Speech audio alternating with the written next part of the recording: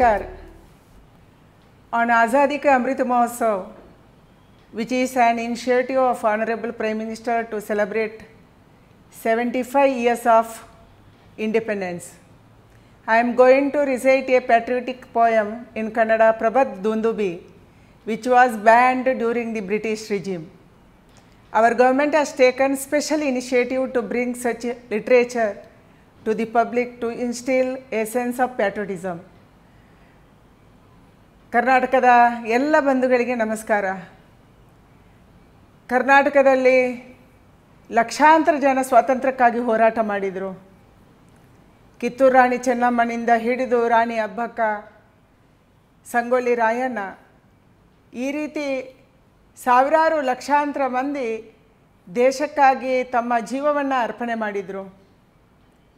ಅವರು ತಂದುಕೊಟ್ಟಂಥ ಸ್ವಾತಂತ್ರ್ಯದ 75ನೇ ವರ್ಷದ ಅಮೃತ ಮಹೋತ್ಸವವನ್ನು ನಾವು ಆಚರಣೆ ಮಾಡ್ತಾ ಇದ್ದೀವಿ.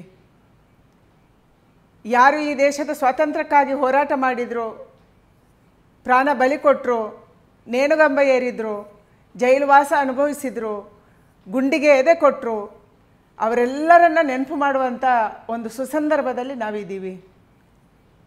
ದೇಶದ ಕಾಶ್ಮೀರದಿಂದ ಹಿಡಿದು ಕನ್ಯಾಕುಮಾರಿಯವರೆಗೆ ಈ ಹೋರಾಟ ನಡೆಯಿತು.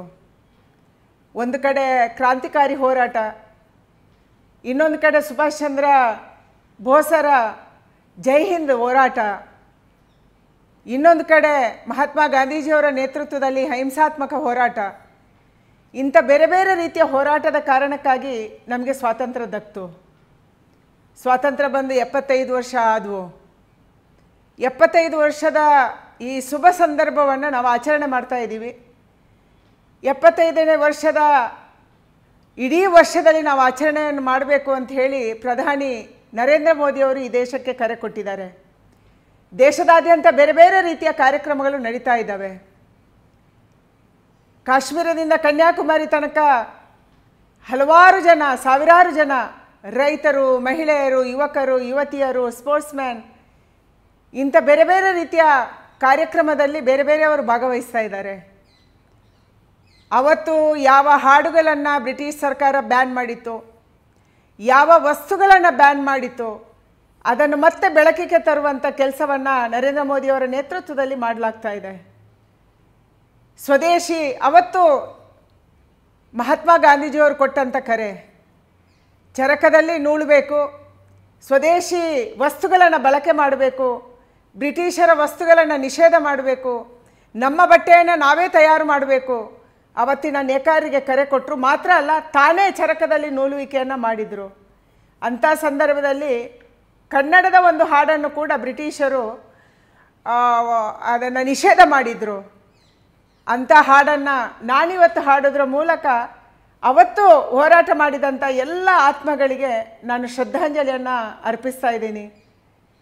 ಈ ಹಾಡಿನ ಅಂಶ ಈ ಥರ ಇದೆ. ಹಿಂದೆ ಅದು ಲಾವಣಿಯಲ್ಲಿ ಇದನ್ನು ಹಾಡಲಾಗ್ತಾ ಇತ್ತು. ಸ್ವಾತಂತ್ರ್ಯದ ಹೋರಾಟದ ಸಂದರ್ಭದಲ್ಲಿ, ಸ್ವಾತಂತ್ರ್ಯದ ಹೋರಾಟಕ್ಕೆ ಪ್ರೇರಣೆಯನ್ನು ಕೊಟ್ಟಂಥ ಸಂದರ್ಭದಲ್ಲಿ ಇದನ್ನು ಹಾಡಲಾಗ್ತಿತ್ತು. ನಾನು ಹಾಡುಗಾರ್ತಿ ಅಲ್ಲ, ಆದರೂ ಅವರ ನೆನಪಿಗಾಗಿ ನಾನು ಹಾಡ್ತಾ ಇದ್ದೀನಿ. ಭರತ ಖಂಡದ ಸಿರಿಯದೆಲ್ಲವ ಸೇರಿ ಬಿಟ್ಟಿತು ಪರದೇಶವ, ತಿರುದು ತಿನ್ನುವ ಹೊತ್ತು ಬಂದಿತು ಭಾರತಾದಿಗಳೇ, ತಿರುಗಿ ತರುವುದು ಹೋದ ಸಿರಿಯನು ಭರದಿ ಮೆರೆಯುವ ಕಾದಿ ಬಟ್ಟೆಯು, ಮೆರವ ರಾಟಿಯ ಶಕ್ತಿ ಇರುವುದು ಕೋಟಿ ಗಿರಣಿಗಳ, ರಾಟಿ ಮೇಟಿಗಳೆರಡು ನಿತ್ಯದಿ ದಿಟ್ಟತನದಲ್ಲಿ ಸಾಗಿ ನಮ್ಮೊಲು, ಬಿಟ್ಟ ಬಿಡದೆಲೆ ಹೋಗಿ ಹೋಗುವಳಾಕೆ ದಾರಿದ್ರ್ಯವ, ರಾಟಿಯೇ ವರ ಲಕ್ಷ್ಮೀ ದೇವಿಯು, ರಾಟಿಯೇ ಬಡ ಜನರ ದಾಟವು, ರಾಟಿಯಿಂದಲೇ ಭರತ ಭೂಮಿಯ ಘನತೆಗೇರುವುದು, ಭಲೆರೆ ಬಾಪುರೆ ಮಹಾತ್ಮ ರೇಗಡ ಅಳಿದು ಹೋಗಿಯ ರಾಟೆ ಕಲಿಯನು, ಒಳ್ಳೆಯ ಯುಕ್ತಿಯಿಂದಲೇ ಪುನರುದ್ಧಾರವ ಮಾಡಿರಿ, ಎಲ್ಲ ಹಳ್ಳಿಗಳಲ್ಲಿ ನಮ್ಮ ಒಳ್ಳೆ ತತ್ವವ ನುಡಿಸುತ್ತೀಹರು, ಭಲರೆ ರಾಷ್ಟ್ರೋದ್ಧಾರಕರ್ತರೆ ನಿಮಗೆ ನಮಿಸುವೆವು.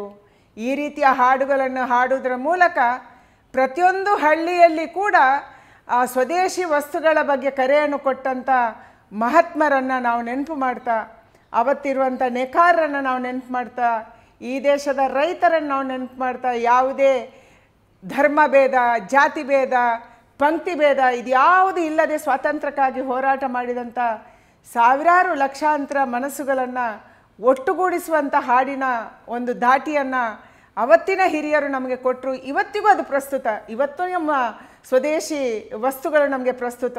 ಚೀನಾದ ವಸ್ತುಗಳನ್ನು ದೂರ ತಳ್ಳಿರಿ ಅನ್ನುವಂಥದ್ದನ್ನು ಕರೆಯನ್ನು ಇವತ್ತು ನಮ್ಮ ಪ್ರಧಾನಿಯವರು ಕೊಟ್ಟಂಥ ಸಂದರ್ಭದಲ್ಲಿ ಅವತ್ತಿನ ಹಾಡು ಇವತ್ತಿಗೂ ಪ್ರಸ್ತುತ ಅನ್ನುವಂಥದ್ದು ನಿಜವಾಗಲೂ ಸತ್ಯ. ಅಂಥ ಒಂದು ದೂರದೃಷ್ಟಿಯಿಂದ ಅವತ್ತಿನ ಹಿರಿಯರು ಈ ಹಾಡನ್ನು ಬರೆದಿದ್ರು.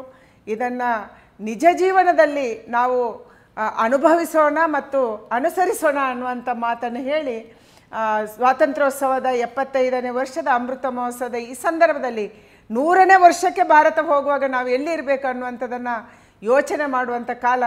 ಎಲ್ಲರೂ ಕೂಡ ಈ ಭಾರತ ವರ್ಷವನ್ನು ಪ್ರಪಂಚದಲ್ಲೇ ಮೇರು ವೃತ್ತಕ್ಕೆ ಏರಿಸುವ ದಿನದ ತನಕ ನಾವು ಮುಂದಿನ 25 ವರ್ಷಗಳ ಕಾಲ ಕೆಲಸ ಮಾಡೋಣ, ಒಟ್ಟಿಗೆ ಶ್ರಮಿಸೋಣ. ದೇಶಭಕ್ತಿಯನ್ನು, ದೇಶಭಕ್ತಿಯ ಭಾವನೆಯನ್ನು ನಮ್ಮ ಯುವಜನರಲ್ಲಿ ಬಿತ್ತೋಣ, ನಮ್ಮ ಮಕ್ಕಳಲ್ಲಿ, ಮುಂದಿನ ಪೀಳಿಗೆಯಲ್ಲಿ ಬಿತ್ತೋಣ ಅನ್ನುವಂಥ ಮಾತನ್ನು ಹೇಳಿ 75ನೇ ವರ್ಷದ ಸ್ವಾತಂತ್ರ್ಯೋತ್ಸವದ ಈ ಅಮೃತ ಮಹೋತ್ಸವಕ್ಕೆ ನಾನು ಶುಭಾಶಯಗಳನ್ನು ಹೇಳ್ತಾ ಇದ್ದೀನಿ. ಒಟ್ಟಿಗೆ ಸಾಗೋಣ ಅನ್ನುವಂಥ ವಿಚಾರವನ್ನು ಎಲ್ರಿಗೆ ಸಾರೋಣ ಅನ್ನುವಂಥದ್ದನ್ನು ಹೇಳ್ತಾ ನಿಮಗೆಲ್ಲರಿಗೂ ನಮಸ್ಕಾರ ತಿಳಿಸ್ತಾ ಇದ್ದೀನಿ. ಭಾರತ್ ಮಾತಾ ಕಿ ಜೈ, ಜೈ ಹಿಂದ್.